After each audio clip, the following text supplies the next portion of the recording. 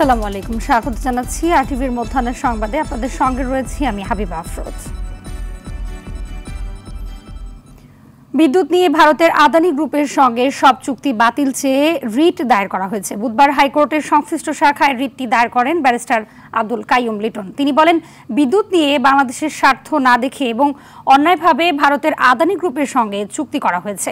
দেশের স্বার্থ পরিপন্থী চুক্তির শর্তগুলো সমতা ও ন্যায্যতার ভিত্তিতে সংশোধন করতে আইনি নোটিশ পাঠানো হয়েছে। নোটিশের জবাব না পেয়ে বাংলাদেশের পিডিবি ও ভারতের আদানি গ্রুপের মধ্যকার সম্পাদিত অসম, অন্যায্য ও দেশের স্বার্থ পরিপন্থী বিদ্যুৎ ক্রয় সংক্রান্ত চুক্তির বৈধতা চ্যালেঞ্জ করে হাইকোর্ট রিট দায়ের করা হয়েছে। আগামী সপ্তাহে বিচারপতি ফারাহ মাহবুব ও বিচারপতি দেবাশিস রায়চৌধুরীর সমন্বয়ে গঠিত হাইকোর্ট বেঞ্চে রিট শুনানির ওপর শুনানি অনুষ্ঠিত হতে পারে বলে জানান তিনি।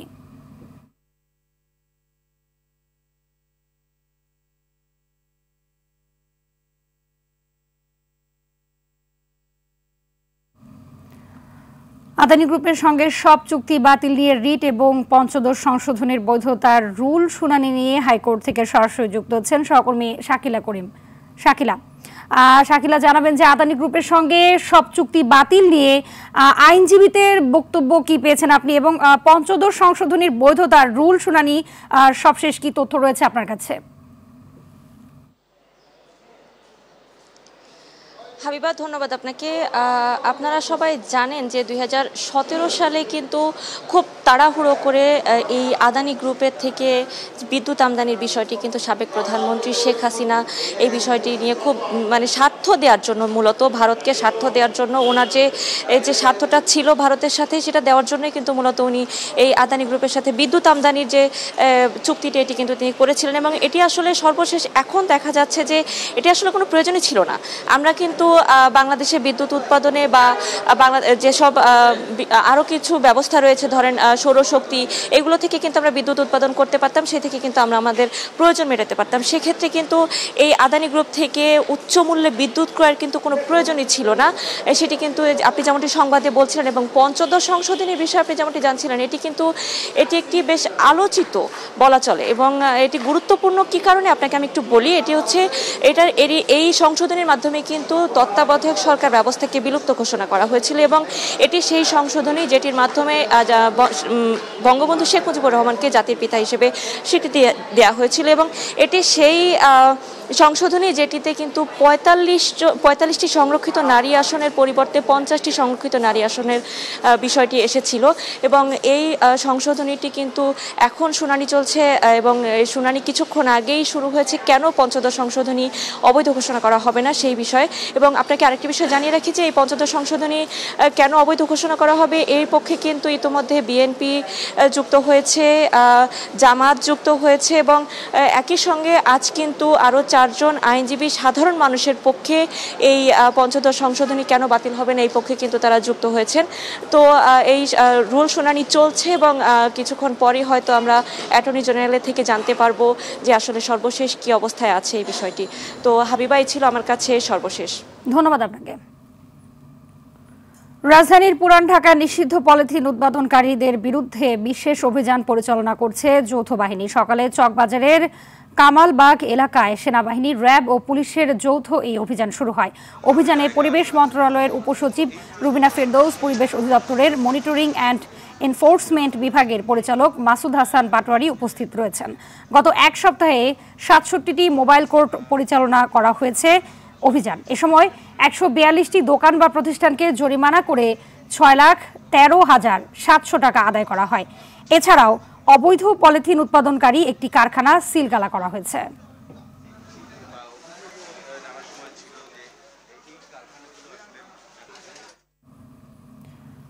যৌথ বাহিনীর বিশেষ অভিযানের সবশেষ খবর জানাতে চকবাজারের কামালবাগ এলাকার সঙ্গে যুক্ত হচ্ছেন আমাদের সহকর্মী রফিকুল ইসলাম। রফিক, জানাবেন যে অভিযানের সবশেষ অবস্থা কি দেখছেন এবং কত টাকা জরিমানা করা হলো এখন পর্যন্ত?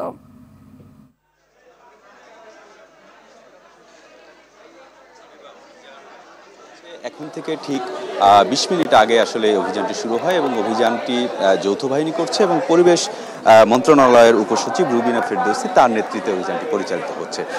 আপনাদেরকে একটু দেখাতে চাই কামালবাগ এলাকায় যে ফ্যাক্টরিতে আজকে অভিযান পরিচালনা করা হচ্ছে সেই ফ্যাক্টরিটি একটি দোতলা বিশিষ্ট একটি বড় কারখানা এবং আশেপাশে শ্রমিকদের সঙ্গে কথা বলে যেটি জানতে পেরেছি সেটি হচ্ছে এই কারখানায় প্রায় 150 থেকে 200 শ্রমিক কাজ করতেন এবং অভিযান শুরুর খবর পেয়ে আসলে তারা চলে যায় এবং তালা মারা ছিল।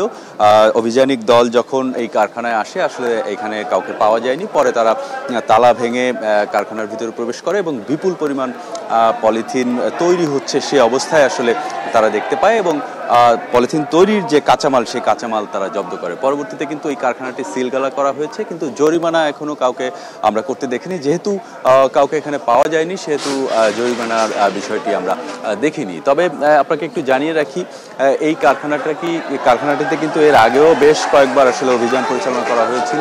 আশেপাশের যারা দোকানদার রয়েছেন তারা যেটি বলছেন যে এর আগেও বারবার সিলগালা করে দেওয়ার পরেও আসলে কারখানাটিতে তারা পলিথিন উৎপাদন করছেন।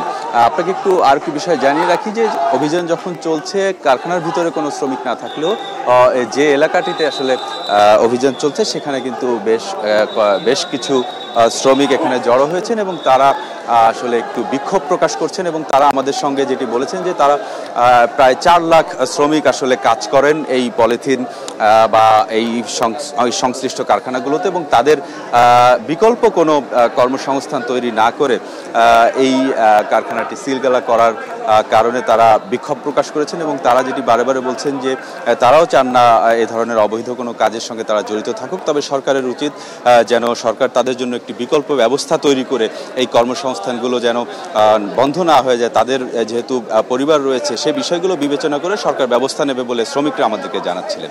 তা হাবিবা, এই ছিল যৌথ বাহিনীর বিশেষ অভিযানের সবশেষ তথ্য। ধন্যবাদ আপনাকে। জাতিসংঘের জলবায়ু বিষয়ক সম্মেলন COP29-এ আজ বক্তব্য রাখবেন অন্তর্বর্তী সরকারের প্রধান উপদেষ্টা ডক্টর মোহাম্মদ ইউনূস। বুধবার বাংলাদেশ সময় দুপুর 1:30 থেকে 3টার মধ্যে বক্তব্য রাখার কথা রয়েছে।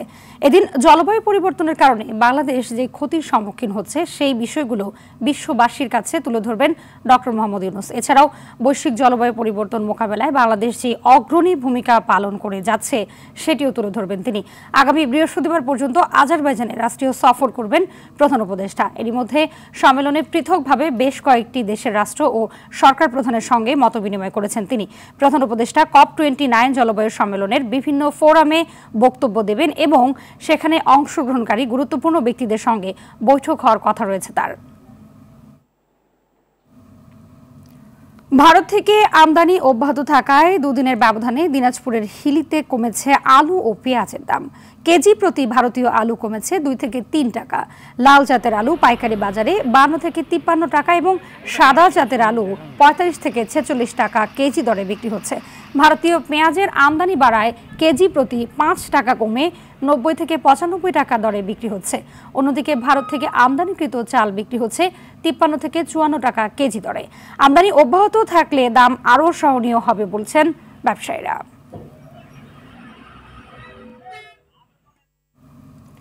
দর্শক, বাজারে আমদানি বৃদ্ধির পরে বাজারের সার্বিক অবস্থা জানাতে দিনাজপুরের হিলি থেকে সরাসরি যুক্ত হচ্ছেন সহকর্মী আব্দুল আজিজ। আজিজ জানাবেন যে আমদানি বৃদ্ধির পর বাজারে পণ্যের দাম কেমন দেখছেন এবং ক্রেতা বিক্রেতার উভয় প্রতিক্রিয়া কি দেখছেন?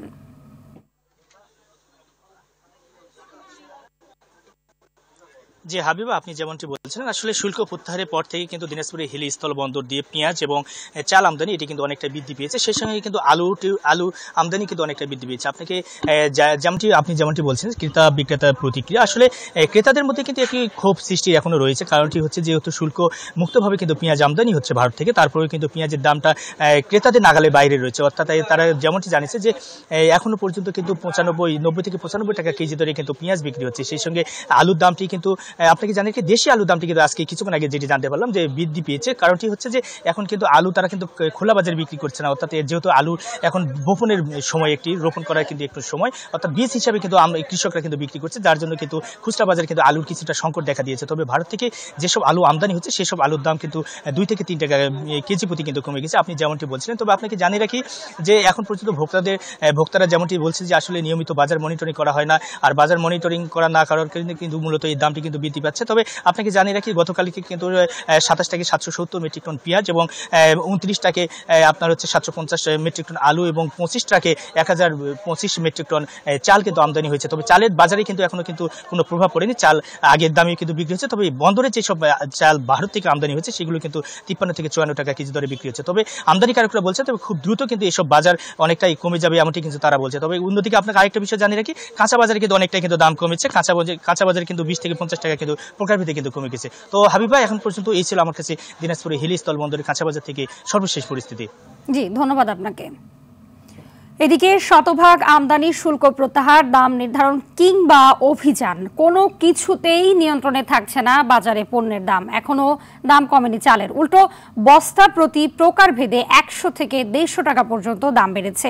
খুচরা বিক্রেতারা বলছেন পাইকারিতে দাম বেশি থাকায় প্রভাব পড়েছে খুচরা বাজারে। আবার পেঁয়াজের বাজারেও কমেনি অস্থিরতা। দেশি পেঁয়াজ বিক্রি হচ্ছে 140 টাকা কেজি, আর আমদানি করা পেঁয়াজের দর 120 টাকা। এই দোকানে দিতেছে 72 টাকা, আর এক দোকানে বেচবো দেখা যায় 70 টাকা বেচবো, আর 70 টাকা কম বেচবো, আর 73 টাকা বেচবো। চাউলের দাম আকাশ ছোঁয়া, তারপরে সবজি যে কোনো মিলে আমরা 15,000 টাকা বেতনে 70 টাকা চাউল 80 টাকা চাউল কিনা 15,000 টাকা বেতনে এখানে আপনি এটা করেন, তাহলে আমরা কীভাবে চলবো? মোটা চালগুলো যেগুলো আমরা বিক্রি করছি 48 থেকে 52 টাকা, সেই চালগুলো এখন 52 থেকে 56 টাকা পর্যন্ত চলে গেছে। মিনিকেটটা বাড়ছে 150 টাকা বাড়ছে, আর 28টা অনেক বেশি, ওটা আকাশ ছোঁয়া। 28 বাড়ছে পার বছরতে 300 টাকার উপরে।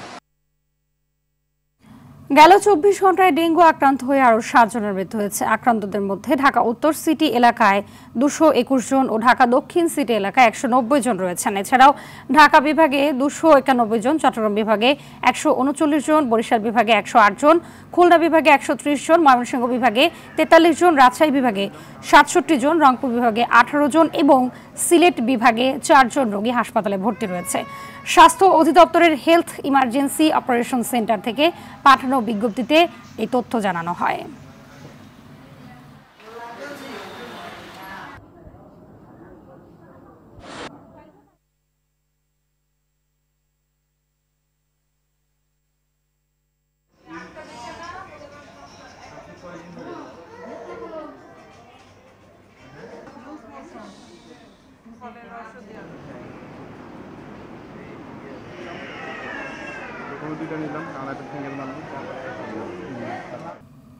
জি, ধন্যবাদ আপনাকে। এই সঙ্গে মধ্যাহ্নের সংবাদ শেষ করছি। দুপুরের সংবাদ 2:45টায় দেখার আমন্ত্রণ রইল। ধন্যবাদ সবাইকে।